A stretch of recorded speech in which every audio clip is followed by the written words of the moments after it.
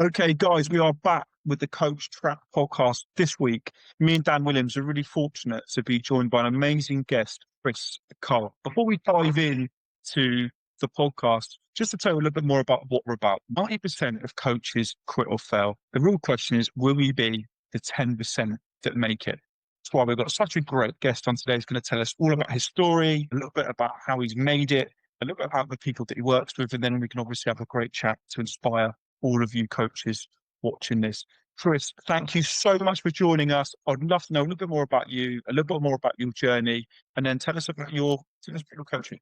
Thank you guys for having me here, first of all. I really appreciate the invitation. Yeah, then where should start? Actually, my journey began already in 2012. I was, working back in Germany as head of design for a big cosmetic brand.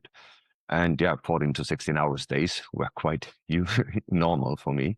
And after 10 months, I can tell you, I just burned out because I had a very eccentric CEO who was never happy with my work. And at one day, I just collapsed in his office. And the day later, I got a sick note and I started just doing my stuff. So actually, how it ended up was that I was walking with my dog, and for some reason, I was walking at one point with all the dogs of my friends. People reached out to me and asked me if I'm a dog walker and dog trainer. I wasn't at that point. Yeah. What happened next was I became a dog walker and dog trainer. So I opened my own business over there. And back in 2015, I sold it, moved to the Netherlands. Long story. But the next big scenario was then in 2018, I was traveling here in Spain with my dog and my bicycle. Unfortunately, my dog, he became cancer. So he ripped me a little bit off money-wise. I had to pay some bills for veterinarians and stuff like this. And I had to get a new 9 to 5. And that was at one day. I mean, actually, it was a day before my first day starting working for Harley Davidson. To pay my bills, of course, I needed to get this new job. I had a complete breakdown again. So because my body was completely aligned with my life when I was traveling. So I think you guys might understand how that is when you're all the time around, you're living on your own terms. It's like you're really just living on your terms. And when my body and my brain misaligned in this moment, I got a big breakdown at home. And next day I had to start my new job. So what happens? I had to go to many doctors over here in Spain and nobody could figure out what it was. So at the end of the day, I have been to a homeopath and they figured out that I have just I'm living under stress, or I used to live under stress for way too much time. Yeah. So in my new 9 to 5, and that's actually it. And last year, friends of mine, for example, always when I met them or met their families over here in Spain, of course, I'm talking with them, you're going out, you're having drinks, you're having food. And at one day, friends of mine came to me and said, Chris, do you know actually how much you influence our family, your friends and stuff like this? So people started to talk behind my back in rooms where I have not been in. And one specific friend told me that I have influenced a couple of family members of my friends without knowing it. So in a good way. And some of them, or let's say one plus her partner, they moved to Bali, for example. Another one moved out from Germany to another country and started something new. And this was for me like, let's say, an indirect market confirmation that, okay, me talking to others works nice. So I can help others to change their life on a deeper level for some reason. And so last year, I started just actually, no, it was the beginning of this year. I mean, on a deeper level, I started with LinkedIn. I started my own account. I started to share my story, to share my experiences. I studied a lot. I became PMI certified, not an ICF. I mean, I could do an ICF, I'm pretty sure about it, but I think the best coaches I have ever worked with, and I have a coach myself at the moment, are those not only with the certificates, but speaking from experience. And this is how I learned the most, and this is how I prefer to share everything with my clients, my current clients. And that's actually it, where I landed and where we found each other. So it's just, you're starting something and with action, comes motivation, comes confidence. And I started to share more and more and more. And nowadays, I'm very, very confident to share really my story on a deep level with everyone who wants to hear it, with everyone who wants to learn from it. And here we are. Amazing. Chris, thank you so much for sharing. It's really interesting. I mean, you've got, a similar story, okay? And I resonate with a lot of that. Loved about that as well. And Dan must have heard me say this a million times. You can't lead others down a path unless you've walked it yourself. The idea of not just talking the talk, but walking the walk. And I love that. You've had these experiences, you've learned from it, and you've helped others. And obviously, for me, in terms of a coach and what we recommend to other coaches, Dan, isn't it? Is there's no far greater skill than storytelling, in terms of like your own business. I absolutely love that. So one of the things, we talked about off air was maybe the differences between, countries, right? I know we were talking about difference between where Dan is in the north of England, you're in the Barcelona, and me in Chiang Mai at the moment. Cultural differences. Have you seen anything with that in coaching? Is there like, for example, what I say about me and my US clients, for example, is we speak the same language, but we're sometimes a little bit different in terms of our philosophies or outlooks or whatever it might be, right? Do you see something similar in coaching, or do you think it's maybe, one size fits all sort of approach? For me, there is no one size fits all solution for everyone. I mean, there's something I have learned. We humans are so much alike, but on the other hand, we are so different. Yeah. Means at the end of the day, we are running all on the same patterns, but these are individual patterns. So because of our life experience. And when it comes down to countries, it's like here in Spain, for example, it's a complete different culture, right? It's a different culture than where you live, where Dan lives. And those experience people do in all these different countries shape them. And this is the reason why everyone has a different history, made different experiences, and everyone needs a different approach. Yeah. So this is why I, for myself, for my coaching, have developed an approach which figures in the beginning out, like we have talked about it, questions, in order to get to the ground, to the root where everything comes from, and working from there up. So this is the only way how it works, in my opinion. And yeah. It's really interesting to talk about one size doesn't fit all, because the amount of times that me and Dan see people that have blueprints or frameworks, and sometimes I just think, well, I'm not quite sure that's the way, it's something that works for someone isn't necessarily going to work for something else. And it's definitely been our approach, Dan, hasn't it, with the coach track, to treat everyone differently. Everyone's needs are very, very different. Dan, have you got any questions for Chris? I can see you're dying to get stuck into it. Yeah, so Chris, obviously your LinkedIn is doing very well at the moment. So I'd love to know how you kind of built that up, kind of tell other coaches what to do, basically, because a lot of people want to get on LinkedIn, they want to get that kind of visibility, but they don't even know where to start. So where would you say is the best? What would you say to do to start? What I have done is just really studying bigger creators. Unfortunately, I have also to say all these big creators, aka gurus, they always tell you there's a one size fits all solution for your business. I disagree strongly, because at the end of the day, you have to find your own voice. So this is, I think, the main aspect. And it begins really when it comes, it begins already with your banner. It begins with your tagline, your about section, if you have a service section as well, your featured sections. And of course, comes down to your posts every day. Depends on how much you post per week. But I mean, what I really can recommend everyone here is, first of all, find your own voice. Second of all, don't expect too much in the beginning. So the thing is, there are no quick fixes. Everything is a process. Business is a process. Life is a process. Everything is a process. So when it takes time, it needs patience. And at the end of the day, we just have to find our own way. I mean, how was it for you guys? I cannot imagine that one of you set up the profile, made one post and got thousands impressions, 500 likes, and a full mailbox with DMs. I cannot imagine that. And the only thing is really stay consistent, patient, and find your own voice within it. So using AI, for example, for me was a big game changer, but only in case of helping me as a non-English native speaker to get better in my grammar and my spelling, as well as in structuring of posts, for example. And of course, for brainstorming, it's also amazing. But at the end of the day, there's something in LinkedIn which I like to call it, become your own ghostwriter. So this is something you have to learn from over time, I think. And this is something that worked for me. But there's again the point, no one size fits all. So find your own way. Yeah, I completely agree with that. And obviously, at the start, it's really hard to even know what to post, never mind to know how to get them into clients. Yeah. But for me, I started on Twitter about 2-3 years ago. I got my first kind of low ticket client at 30 followers. That was back when I was getting like very little engagement, very little anything. But it took me like a full year to actually get to that level where it could replace my job, my income. So it takes a long time and it's a skill. It's definitely a massive skill. I think we talk about it a lot, how coaches are kind of, you need the two pillars. So you need to have that skill that you coach in and that experience to talk from. And you also need the visibility to get people to realize that you can help them, if that makes sense. So what do you say about that, Greg? You know what? There's so many angles that we can.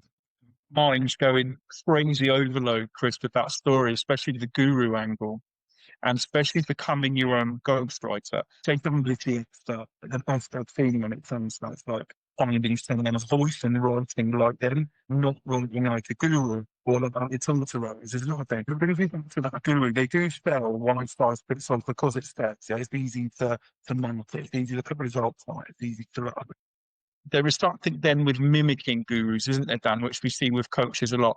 All right, there's so many angles that we can go with this. Finding your authentic voice. And I'm just trying to think, most gurus, in my opinion, are full of shit, but most of them are very good at marketing themselves. So if they're very good at marketing themselves, they don't fall into that trap, Dan, which is the 90%, right? They're the 10% who succeed. What is it? Is that how do you become that 10% that succeeds? And it's a great question for you, Chris and Dan, but still like the person who looks back at you in the mirror, the person that you're, is actually proud of yourself, happy with the message that you're putting out. That was a big part of my journey as well, by the way, when I felt real imposter syndrome at first, but then actually my real thing was what I really latched onto was helping other coaches. Actually like like I said, that story I told you, Christopher, I saw so many fail, right?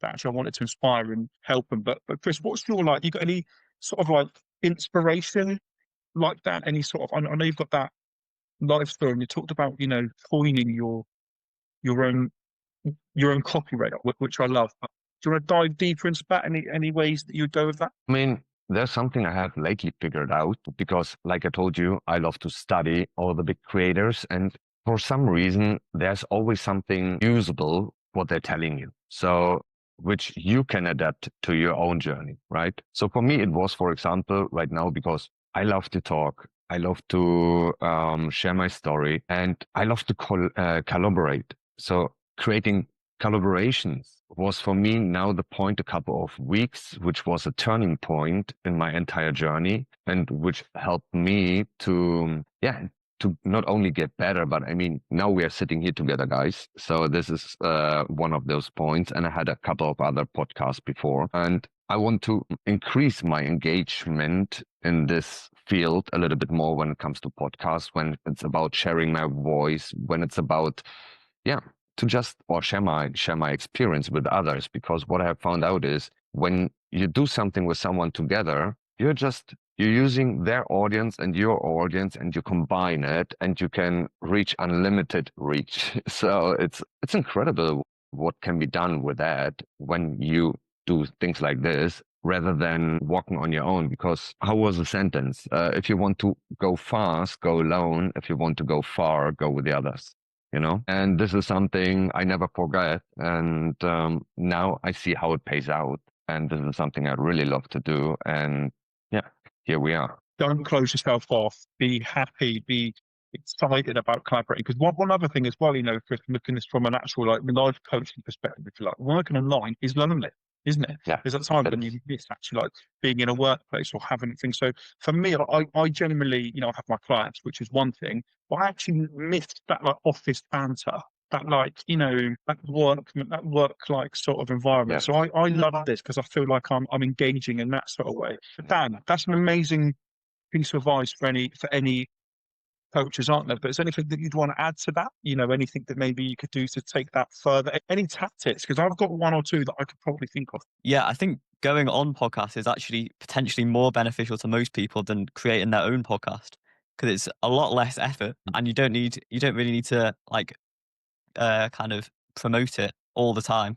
You can just promote it once, and other people are promoting it for you as well. So it's kind of a win-win situation. But the other thing I would do is, so if you're getting already some good views, some good likes on your posts, I would send DMs to people that you can help, especially. That is gonna allow you to make the most of your audience. So it doesn't have to be like selling in the first message, which is what most people do, which is what I hate as well, especially on LinkedIn. It's just creating conversations. So like, hi, I saw that you're doing XYZ. I'm also doing that. How are you finding it? That kind of thing.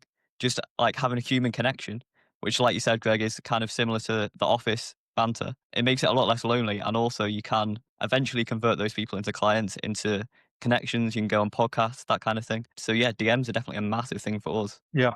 Yeah. Chris, just before I pass you over and we can talk about this, because remember, this is to inspire those coaches, right? Not to be the 90%, but the 10% who make it. Dan, I never forget what Jimmy Gibson said about him. So I went and made that a big thing of mine. I comment 20 times a day on 20 different posts.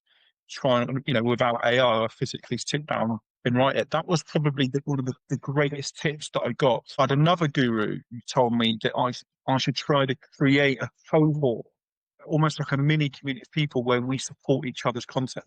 Right, I've tried to do that. It's really difficult. I have tried it, but obviously that's a great recommendation. But Dan, I've got one for you. I saw someone write the other day about 100 comments a day on X.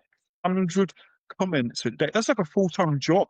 There's got to be a boundary of this sort of stuff. Because me and Dan talk about this all day. The amount of coaches we've had and say they create content for 4 hours a day, or they do more of that than actual coaching itself. There's got to be a boundary, isn't there? A time limit, or surely, not like we try to inspire Dan, like a few hacks, poisons, hacks, if you like. But have you got anything like that, Chris? Anything, Dan, you wanna add on to that? If I can share my experience in that, I can tell you in the beginning, or let's say until August this year, for some reason, I was really following this approach of commenting as much as I can. And I did, and it worked quite well. But what I found is really the algorithm on LinkedIn, like most of the creators have found out, is changing, it seems like every week. Sometimes you see with commenting, a lot of stuff comes around. But like Dan already said, most value I got from the DMs. The DMs were from me, it's a highlight of the day, not only because I like to chat, but also because of listening to other people's stories, because it's very, very interesting what you can find out about people. So, from the psychological factor, it's very, very interesting. And I got most of my clients just because of the DMs and just because to listen to their story and giving value first. So, giving them really a help, like a free lead magnet, and then people are coming back to you at one point. And because if you give first without expecting something in return, this is very unusual these days, but it's what people appreciate and what people don't let you forget. And this is what our work should be about when it comes to marketing on LinkedIn, from my point. So this is how you position yourself, that people don't forget you. So, and for me, with the DMs, it worked excellent, to be honest.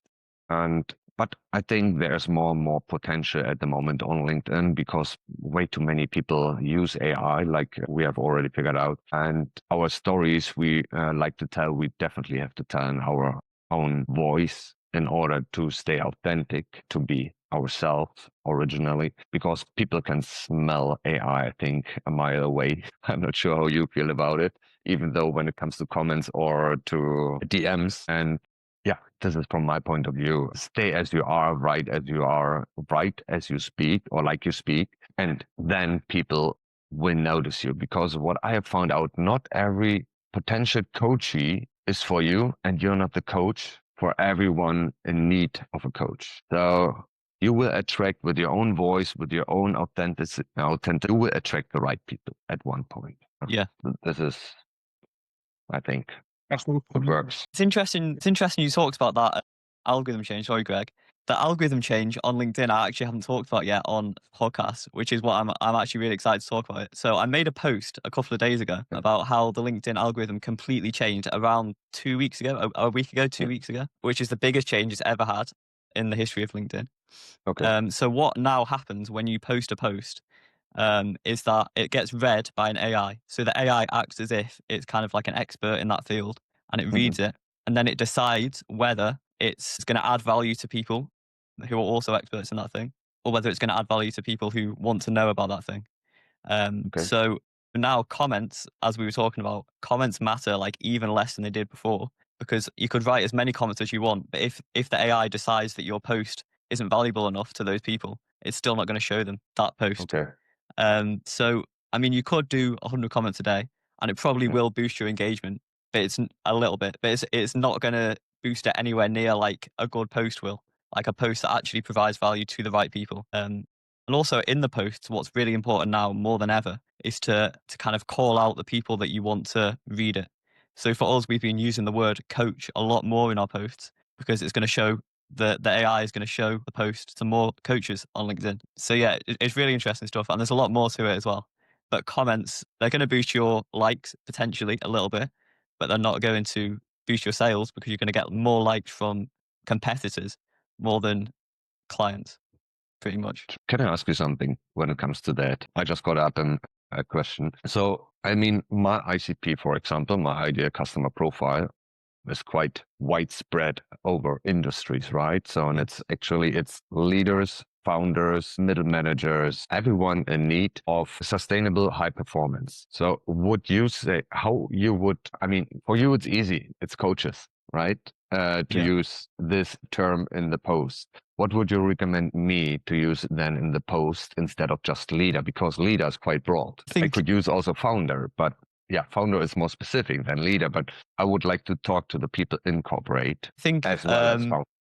Yeah.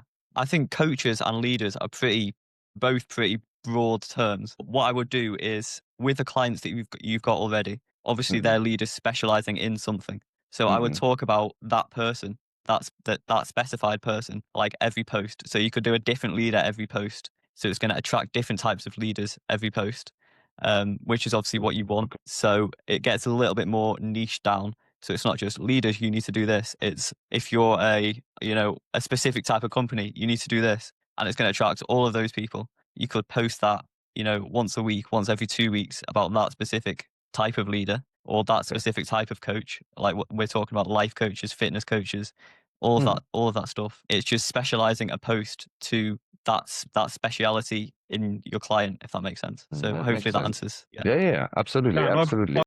Yes, Dan, I've got a good point for that as well. What I would do, okay, is I would go on Google Trends or Uber Suggest, and I'll try to be digging around about what my person is looking for. Me and Dan found out the other day the biggest personal development question asked in the world was about weather. People worried about the weather. So I wondered if you searched hard and fast enough about what it is that leaders are looking for, it's probably worries about AI and probably worries about Trump, probably worries about all that sort of stuff, finding out exactly what questions they're writing into Google. I would double check that on Uber Suggest and Answer the Public. They're a secondary app to look for these questions. Now, on LinkedIn, you can write articles, not posts. If you write an article, it shows up on SEO. So when they search in the Google or tap AI, whatever it is, the answer to this question will come up. Additionally, if you've got a newsletter, for example, on iPhone Kit, you can publish it.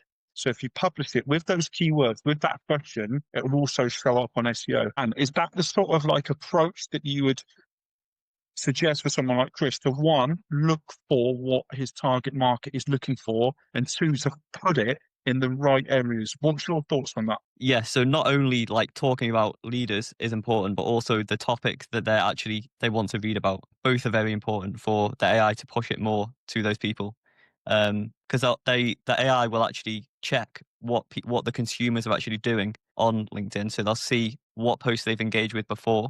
And if your post is similar to that, or it's even better than that, in terms of the value it's giving, it's going to show that to those people. So I feel like this new kind of algorithm change levels the playing field a little bit. So you don't have to post 100 comments or have 10,000 followers or whatever. It's just how much do you know about that specific thing for that specific person. And if you do know a lot about it and you're valuable, it's going to show it to those people. So yeah. Okay, so you mean we should focus, or every coach should focus more on geo optimization rather than SEO optimization nowadays, even though on LinkedIn? They should focus on both, but they should really be, I mean, I talk about it a lot. They should be like a shark in a pond rather than Yeah. like a tadpole in the sea. So you need Okay. to like dominate that small niche for those specific people and those specific topics that they want solved, rather than be a guru and be like, this is how all leaders or all business owners can solve XYZ. It's not going to get you clients that way. Sounds logic for me. No, thank you very much. It is, for me, it's high value information because we all have to adapt to our new environment right now. And I think these are very, very good tips for everyone listening or watching. So yeah, thank you, man. Good point. On top of that, Dan, just thinking about the right places to find the right people. What about communities? Not just on LinkedIn, but on X. We do know that founders, and high profile CEOs, they do actively, come a part of these communities. Would you look into those? Would you do something about those? I think to start with, you could have a look at other people's communities that are similar to the people that you're trying to target, and kind of send DMs to them, talk about something you found interesting about them. Potentially, as you grow a little bit, you could create your own community, which is what we've done on X, what we've done on School. Once you've got those testimonials in from your clients and you've shown that you're good at what you do, you'll be able to help people kind of in more in-depth questions, like tailored questions for them, rather than, even though you're talking to those specific people on LinkedIn, it's not the same as asking questions and then answering them to specific people, which is kind of what we do with the podcast. Because if one coach has a question, chances are like a lot of hundreds of other coaches will also have that same question. So if we can answer that to one person, it's going to answer a lot of Okay. No, sounds good. It's a very good point. Yeah. You said something very important, actually, testimonials. So Yeah. The thing is, I have a service page, for example, on LinkedIn, right? So people can give me a testimonial over there, and you have also a review section, or no, what's called a recommendation section, and so on. So first of all, I mean, I'm not sure how this plays into everything in the entire big puzzle of your LinkedIn profile. Is it something very helpful or not? This would be my first question. And would you recommend also to set up, for example, a page like or a profile for yourself on Trustpilot in order to get recommendation, link it with your homepage? Is there a marketing strategy you would think about which could work for coaches? Yeah, it's a good question. So I think a lot of people you see are posting, like just posting testimonials on LinkedIn, like, this person thinks I'm really good, please buy from me. That's not going to work. I think the best testimonial there is a case study of how you've helped someone and how that's resulted in like a big like advantage for them. That's kind of like an indirect testimonial basically on your posts. The recommendations section also is really good. It's not going to boost your posts, so to speak, but it's going to, for the people that do look at your profile, they're going to trust you a little bit more. And I did see as well your testimonials on your landing page. That's really good to have as well. So if people have already seen your content and thought you are good enough to kind of click on your website and they see those testimonials, that's just going to like bring them over the edge to book a call or buy a course or whatever that might be. But I wouldn't kind of go out of your way to go on other platforms like Trustpilot and stuff like that. No? No, Okay. I feel like if people have already clicked on your website and they've already seen that you've got those testimonials there, they're not really going to be too bothered about going on Trustpilot. That's my opinion anyway. But yeah, recommendations are a good bonus for your LinkedIn, and testimonials definitely are good on your website. That's what we have as Okay. well. Just before I hand you over, Chris, one thing that me and Dan have realised in this game is ever changing, always changing. What worked in 2014 or 2020, it definitely doesn't work now. I've heard Trustpilot come up a few times this week, which Oh. makes me think that maybe it's something we got to have a deeper dive into. Yeah, that isn't the first time I've heard that this week, which makes me think. So definitely something maybe for us to do a bit of research on and I actually think, does that influence people's behaviours and where they look, and obviously how much trust they have in you? Interesting stuff. I just want to say what an amazing episode. And Chris, what I thought was we were so aligned, not just in our beliefs and coaching, but actually like with the sort of strategies and stuff that we've got. And Dan, I think some of our listeners will get some great value from that. 10% content, 90% the awareness to write, in your authentic voice. Some great stuff there. Great stuff. Guys, thank you for joining us. Actually, just before we finish, where's the best place to find you? Or is that a silly question? The best place where to find me. Oh. What a question. In summer at the beach, in the winter in the mountains. Absolutely. Absolutely. LinkedIn, my full name is Christoph Karl Knoll. So quite German. I'm from Germany, living in Spain, writing in English and studying Italian at the moment. Whatever language you prefer to speak with me, go for it. You can find me on LinkedIn. And yeah, guys, thank you very much for having me. I really enjoyed our little conversation here. I think it will bring a lot of value to everyone watching. And yeah, perhaps we see Well, each other in the future in real life or having another one. that's great. Who knows? That's amazing stuff. Guys, thank you so much for joining us today. And whatever you do, don't fall into the coach trap.